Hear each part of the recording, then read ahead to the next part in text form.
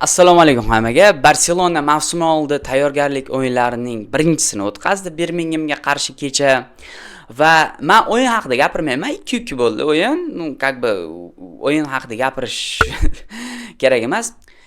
Biz bugun yoshlari haqida gaplashib o'tamiz. Barselonani qaysi yaxshi o'zi umuman ko'rsatdi o'zini va qaysi potensiali bor va qaysi potensiali yo'q. La Masiyadan to есть.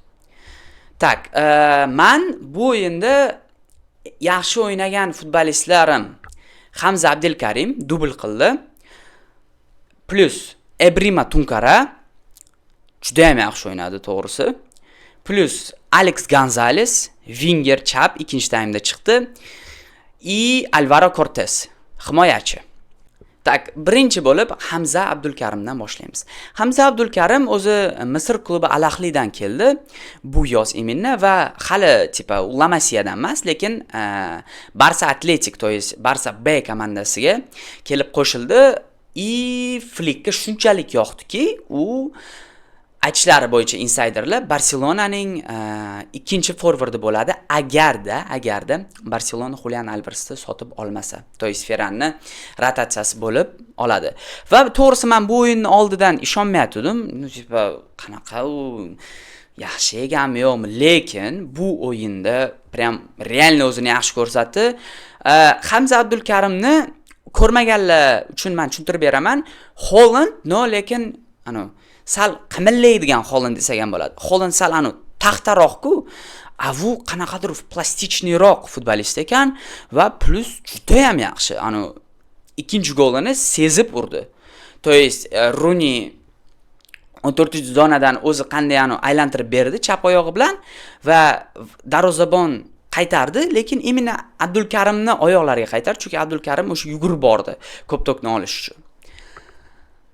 Endi do'stlar, Abdulkarim realni yaxshi. Endi men bitta o'yin uchun aytmayman, lekin agarda mana shu yana ikkita o'yin o'ynaydi Barselona mavsum oldi tayyorgarlik bo'yicha va agarda o'shanda ham o'zini ko'rsatsa, endi do'stlar bilmadim-ku, lekin ikkinchi forward tipa rotatsiyaga va o'zi keyin asosiy sostavga qo'shilishga prям realni yaxshi.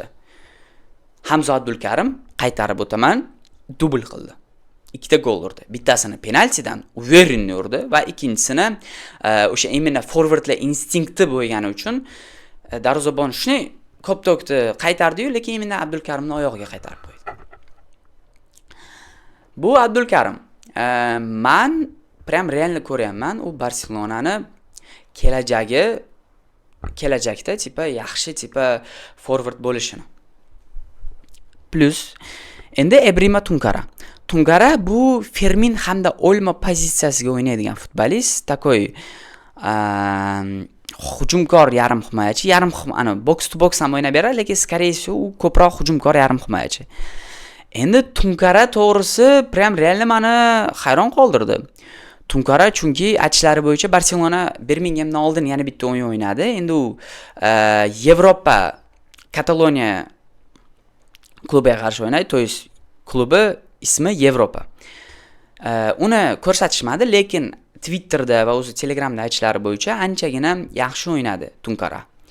Va bu o'yinda ham o'zini birinchi taymda anchagina yaxshi ko'rsatdi, lekin Tunkaraning pozitsiyasida Olmo hamda Fermin bor va ular Fermin prям eng zo'r mavsumini o'tkazdi. Plus Olmo eng zo'r turnirini o'tkazdi, jahon chempionatini. Lekin nima desak bo'ladi? Kelajakka ushlab qolish uchun Tunkara juda ham yaxshi futbolist. Tunkara men uchun o'yin ko'rgan paytim Maynoga o'xshadi, bor-ku, Kobe Maynoga. Driblingda yaxshi, ko'p to'pni yutqazmaydi. Prosta shu ayrim payt momenti uxlab qolyapti. To есть pas berishni ko'p o'ylab oryapti, lekin juda ham yaxshi potensial, juda ham katta futbolist Ebrima Tunkara. Buni ko'ramiz yana nima bo'ladi.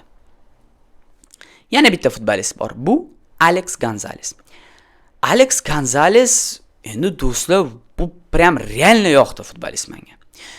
Gonzalez bu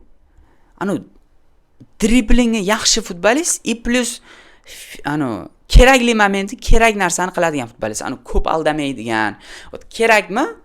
Adin aldab beradi. Kerakmi? Yugurib beradi. Alex Gonzalez prям realni o'zini ko'rsatdi mana shu oxirgi o'yinlarda.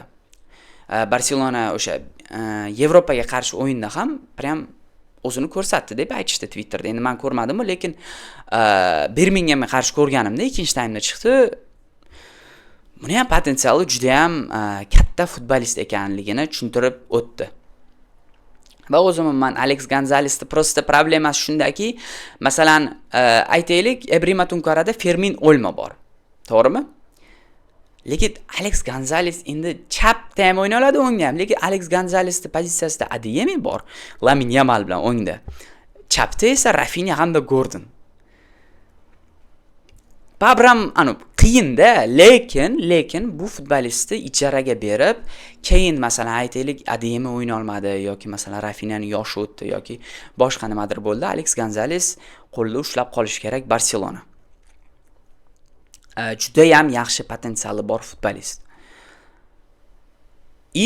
Oxirgi futbolist. Bu Alvaro Cortés. Alvaro Cortés meni eng shu o'yinda meni hayron qoldirgan futbolist bu Alvaro Cortés. Даже Hamza Abdulkarimdan ham ko'proq. Alvaro Cortés endi chap oyoqlik, to есть chap oyoq bilan o'ynaydigan chap markaziy himoyachisi. To есть Gerard Martinning pozitsiyasiga, rotatsiyaga anchagina yaxshi futbolistligini tushuntirib o'tdi. Alvaro Cortés bu aytaylik Kubarsini faqatgina chap markaziy himoyada o'ynaydigan variantida men ko'rdim, to'g'risi do'stlar. Chunki Alvaro Cortés men Kubarsini nima ajratib turardi hammadan tashqari chiqqan payti birinchi qanaqadir opitniligi, xato qilmasligi. Alvaro Cortésda ham xuddi o'sha narsa do'stlar. Cortés umuman himoyada xato qilmayapti, uverenniy paslari juda ham yaxshi. Kerak bo'lsa korpusda любойni otib yuboradigan futbolist ekan va Alvaro Cortés agarda Barselona himoyachini sotib olmasa, bu yoz endi Gerard Martinning rotatsiyasiga, tipa Gerard Martinning o'rniga mana qanaqadir kubok o'yinlarida va kerak emas mana Leganesga qarshi La Liga o'yinlarida chiqib, opit yig'ib, kelajakda Kubarsi hamda Alvaro Cortés tandemini biz ko'rishimiz mumkin. Chunki bu futbolist umuman tipa himoyachilarning o'z katta problemasi xato qilib qo'yadi. Chunki himoyachi agar xato qilsa gol bo'ladi, lekin Alvaro Cortés unaqa tuyulmayapti. Qanaqadir nima deydi uni, davleniyada yo hujumchi sal pressing qilsa o'zini yo'qotib qo'ymayapti. Naborot, Kristensen oldida prям ikkalasi bir 15 yillik opiti bor futbolistga o'xshab o'ynadi Alvaro Cortés. Yana ko'ramiz o'yinlarda, lekin mana shu 4 ta futbolist meni juda ham hayron qoldirdi. Birinchi o'rinda Alvaro Cortés, ikkinchi o'rinda Hamza Abdulkarim, uchinchi va 4-chi o'rinda Ebrima Tunkara hamda Alex Gonzalez. Ular ham yaxshi. Bir-birini almashtirsa bo'ladi. To есть 3-chi va 4-chi o'rin bilan. Boshqa o'yinchilar ham yaxshi, lekin imенно mana shu 4 ta futbolist o'zini monsterdek ko'rsatdi. Ibrahima Diarra ham bor, endi Diarran Shane Kluivert degan futbolist ham bor. Do'stlar, o'sha Patrick Kluivert u o'g'li. Endi Shane Kluivert bu вообще слишком слабый futbolist ekan. Shane Kluivert kelajagi yo'q bu Barselonada. Uni hozir iloji bo'lsa ijaraga berish kerak. Может, keyin masalan ijarada yaxshi o'ynab ketib, keyin yana Barselonaga qaytib kelish mumkin, lekin Shane Kluivert прям слишком слабый. Boshqa futbolistlar aytib o'taylik. Bernal yaxshi, Adeyemiga hali demanglar. Chunki Adeyemi hali endi keldi, 2 kun bo'ldi shunaqa. Adeyemi haqida gapirmanglar va boshqa futbolistlar ham yaxshi o'ynadi bo'layman, lekin imенно mana shu 4 ta futbolist menga eng yoqqani. Shunaqa gaplar do'stlar, endi ko'ramiz yana nima bo'ladi, lekin meni nadejdalarim mana shu Hamza Abdulkarim bilan Alvaro Cortésga. Bular kerak payti realni Barselonani yana La Masia qutqargan bo'lishi mumkin. Endi Abdulkarim La Masia emas, no Babra. Videoni ko'rganlaringiz uchun rahmat. Like bosinglar, komment yozinglar, o'zlaringizga qaysi futbolistlar yoqdi. Shunaqa gaplar do'stlar, Viska Barça, Viska Kataloniya. Adios.